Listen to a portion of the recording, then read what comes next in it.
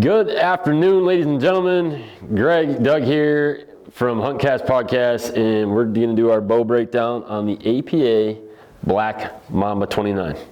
So if you listened to the podcast earlier, you already know this is an aggressive bow. Like real aggressive. Yeah, but it's just so light. It's ridiculous. So we've got all kinds of features the APA builds into this thing. Tunable roller guards. You have their tool center right here in the middle of the bow, just below the grip. Broadhead sharpener, knife sharpener, broadhead turner, nock turner. This little pin, which has a little kind of thumb screw, you loosen it, this pin comes out, and you can lock your cam in place so that way you can field strip the string and cables while you're out in the woods. God forbid you had something go down. And one thing I did notice about this, and I didn't notice this before, is this is a double yoked bow with no actual yokes in it. Right. So they're running a yoke to your cable and a yoke to your cable. There's no plastic, anything. Right. So that's obviously different. But you can see the size of the cam. I mean, it's a little baby. Yeah. And definitely aggressive. So we did turn this bow down. And I'm trying to see if this one has this or not. So they do have it available. This one does not have it. But you can actually use a tactical sling on an APA bow that has the quick detached sling mounts on it. It just plugs right in and away you go. So this bow, all we have on here right now is a whisker biscuit, just so that we could shoot it. Comes in at 3.55 pounds. It is the lightest bow that we can find on the market currently that produces this type of speed. So this one on its little birthday card here, 28.5, 60 pounds, 341 feet a second with a 300 grain arrow. Now, we did turn this down. We're probably 55-ish, you would say, 55-ish pounds? I went one turn. So. Okay, so one turn down from the 60 pounds, just because it's super aggressive. We're shooting the same 480 grain arrow we've shot with every bow so far. Yep. So go ahead, Doug. You do what you do. Yeah, I use the little handle here. It's funny, this is like the opposite of the Hoyt. Yeah. Right, the Hoyt's the opposite way. Yep. But that is much more comfortable because I do hate when I'm carrying my bow up that way. Yes. You know, in the field. No doubt. Your wrist is all cocked up and stuff, so that gives you something to hold on to. Yes. And you can still have an arrow knocked. Yeah, because I don't like to carry it by the string. So, no. I do like that. So, but it's just really light, just silly. Mm-hmm. It feels like a toy. And this is the bow hook we were talking about. Yeah, it's kind of cool. Little hang on right there. Yeah. So let's shoot it. And go ahead. I'm going to step out of the way so you guys can see it. We got the Chrono ready to rock and roll. And I always let Doug shoot it first, so if something bad happens, he has to deal with it. Yeah. All right. Now keep in mind, again, this is a super aggressive draw. Yes. And you're still gonna see a little bit of it, even though we did turn it down. Yeah. That whisker's a little worn. And you need me to clear you through the Chrono or no? I think I'm okay. Okay. Right through your wall, out the back door.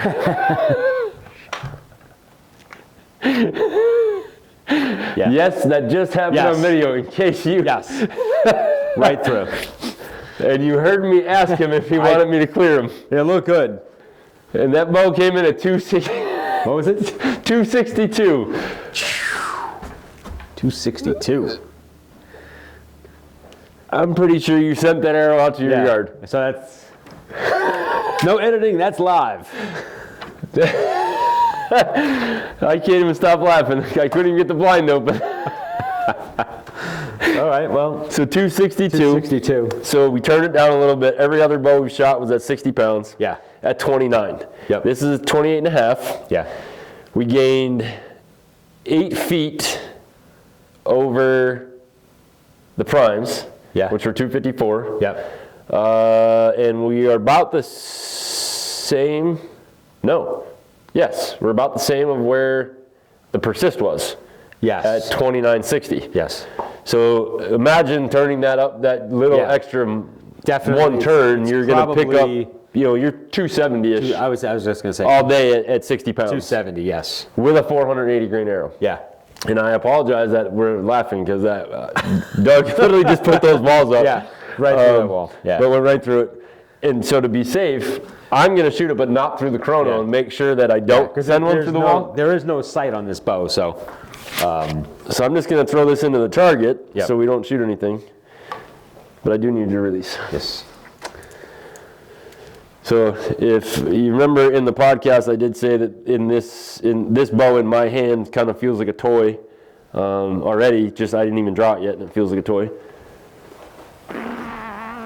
Oh, so aggressive. Till you get there. If you as long as you hold it. Yeah, once you get there, it stays. Yeah. Don't let up on it. You're good. Cut myself with some fletchings on that one. Had my finger a little too high. But all right, so we have $12.99 retail. Yep. $13.99 is suggested. $12.99 is what we have it tagged at. Yeah. This is the all black version. This is the 29. So you can. They do crazy custom stuff, but we're gonna rate this now. Our standard 1 out of 6. I'm gonna let you go first. So, as far as weight, I mean, you can't beat the weight. Right. Super light. But if you happen to like that, some guys don't like super light. Correct. So it's super light. Draw is kind of harsh, but that's what you get with a speed bow like this. It's got a nice solid back wall. Yes. I honestly, I did not, for as light as it is, I didn't get a ton of vibration. There's definitely vibration to it. Yeah. Not a ton of vibration. So I think overall, it's hard because this bow is just so specific to a certain style or a certain hunting style. It's definitely a tree stand bow. It's definitely a blind bow. I'm gonna give it a 4. Okay. Because it does shoot pretty nice. Once you get it back there, it shoots pretty nice. It's super light, easy to maneuver, easy to carry in and out. So I would say a 4. I don't particularly like the string angle. It's kind of harsh, kind of steep. Yeah. But that's just my preference. Sure. That's not a knock on the bow. That's just a knock on the size. Right. And it's a big difference. Obviously, Doug's not much shorter than I am, but he's shorter than I am. So I don't mind because that string to me is very shallow, but of where I'm looking at it. So. I don't mind that. The hard part for me is if I did this in a 60-pound bow and I'm in a saddle and it's a little cold out and I haven't drawn the bow all day long and all of a sudden something walks out, I'm going to have an issue drawing this bow, I guarantee it. No doubt. No. I do like all the features that are in this bow. So now, again, all of their different sizes, this comes in 5 different size axle to axle. So, maybe the 29 isn't for you, but you do a 33, you're going to have a much more forgiving draw cycle. Yeah. You're still going to have speed. You're just adding length to the bow. Because even I think the 33 is only like 4.2 pounds. Right. So you're not gaining a whole lot of weight for everything they put in here. Right. Because it's such a small riser. Right. Yep. So this one, definitely for the size of it, it's a thing, but it holds really. Once you're in the back wall and you're holding it, it does hold very well. Obviously, it does vibrate a lot because it's very light. Yeah. But it's not like, oh my God, I can't shoot this bow because it vibrates so bad. Yeah. So I'm going to say 4.5. Only, I just wish the draw cycle had a little more forgiveness. Yeah. But feature-wise, weight-wise. Can't beat it, really. Can't beat it. Yeah. Speed-wise. And I think the only reason I can't give it the other half that we gave the Bear is it's just the draw cycle. The Bear was nice and smooth and still had speed to it. Yeah. Granted, it was a little heavy, but I could give up a little bit of weight for a better draw cycle. Yeah. So, but all in all, great little shooting bow. Yep. And I actually did see here, and I didn't notice this until now, it's on this side, it actually gives you timing marks right on the cam. Oh yeah, it does. So there's 2 little almost like they were brushed aluminum, like they grinded it a little bit to make it shiny. Yeah. And as long as your cable falls in, that means your bow's perfectly in time. Yep. Nice little feature. Yeah.